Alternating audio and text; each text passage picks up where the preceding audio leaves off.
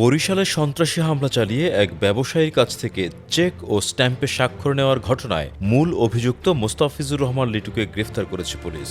বরিশাল নগরের সদর রোডে বাকলা ডেভেলপার্স প্রাইভেট লিমিটেড কোম্পানির চেয়ারম্যান ও অগ্রণী হাউজিং কোম্পানির এমডি আব্দুল আজিজকে তার অফিস কক্ষে গত ২৭ জুন এই হামলা চালানো হয়।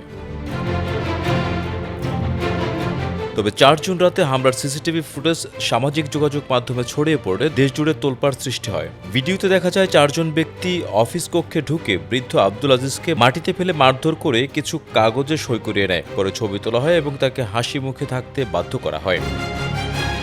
ভুক্তভোগী জানান, শনিবার সন্ধ্যা 7:30টার পরে আমি 7:30টায় অফিসে ঢুকছি, 7:35 কি 37 হবে। সেই সময় রুমে ঢুকে আমাকে হঠাৎ করে আক্রমণ, আমাকে মারধর শুরু করছে।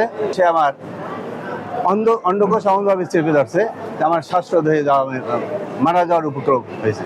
এরপর আমাকে চেয়ার থেকে ফেলে দেয়, আমাকে নিচে ফেলাই আমার বুকে পাড়া দিয়ে ধরে, গলা পাড়া দিয়ে ধরে, আমাকে হত্যার চেষ্টা করে এবং বলে যে সে আমাদেরকে চেক দে। জীবন বাঁচানো আমি বড় মনে করছি। পরে সে প্রথম একটা চেক দিল ব্লাঙ্ক, আর একটা চেক দিল পরে লেখাইয়া 70 লক্ষ টাকা। এরপরে তার পকেট থেকে 2 সেট স্টাম্প বের করলো, স্টাম্প বের করে এক সেটে 3 পাতা, 6টা পাতায় আমার স্বাক্ষর নিল, আমার সিল নিল। এরপর আমাকে থানায় নিয়ে গেল। থানায় নিয়ে ওসি সাহেব ছিলেন না, ওসি তদন্তে ডুবে আমাকে বসাই রেখে উনি অভিযোগ দিল। অভিযোগ দেওয়ার পরে 5 তারিখ, আজকে সালিসের ডেট হয়েছে রাত 8টায়। তো আমি ওখানে এই যে আমার রুমে মব হয়েছে বা জোরপূর্বক সই স্বাক্ষর দিয়েছে, আমি কিছুই ব্যক্ত করি নাই, কারণ আমার জীবনের নিরাপত্তা ছিল না। কারণ আমি যদি ওখানে বলতাম তারা থানায় হয়তো আমাকে মব করতো, সেই ভয়ে আমি ওখানে কিছু বলি নাই।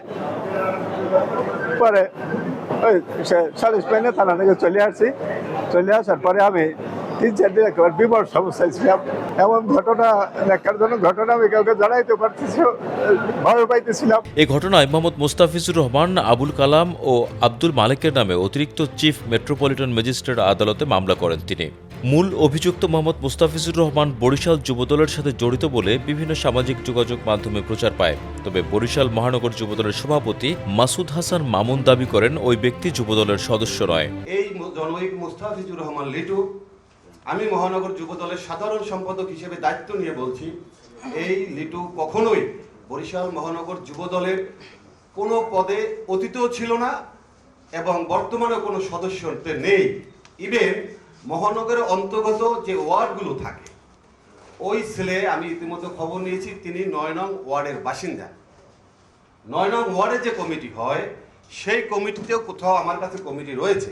আমি ইতিমধ্যে প্রেস রিলিজ আকারে আমরা ওটা অবহিত করেছি যে ওই ওয়ার্ড কমিটিতেও কোথাও তিনি একজন সদস্য হিসেবে তার নামটি নেই।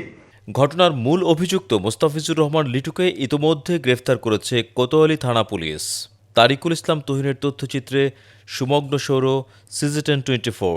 তারা একটা ডেভেলপার কোম্পানিতে 2 জনই কাজ করেন। তো তাদের ভিতরে বিভিন্ন বিষয় নিয়ে দ্বন্দ্ব সংঘাত আছে। তারই পরিপ্রেক্ষিতে কয়েকদিন যাবৎ ঘটনাটা, এই ধরনের ঘটনা সংঘটিত হচ্ছে। বিভিন্ন রকম তাদের ভিতরে লেনদেন নিয়ে দ্বন্দ্ব সংঘাত আছে। এরই ধারাবাহিকতায় ঘটনাটা ঘটেছে বলে প্রাথমিকভাবে আমরা জানতে পেরেছি। অভিযোগ এখনও পর্যন্ত ওইভাবে আমরা হাতে পাই নাই, বাট যেহেতু এটা ভাইরাল হয়েছে এবং সে একটা ক্রিমিনাল অফেন্স করেছে, সেখানে অপরাধ অবশ্য সংঘটিত হয়েছে এবং আমরা আইনানুগ কঠোর ব্যবস্থা আমরা গ্রহণ করব।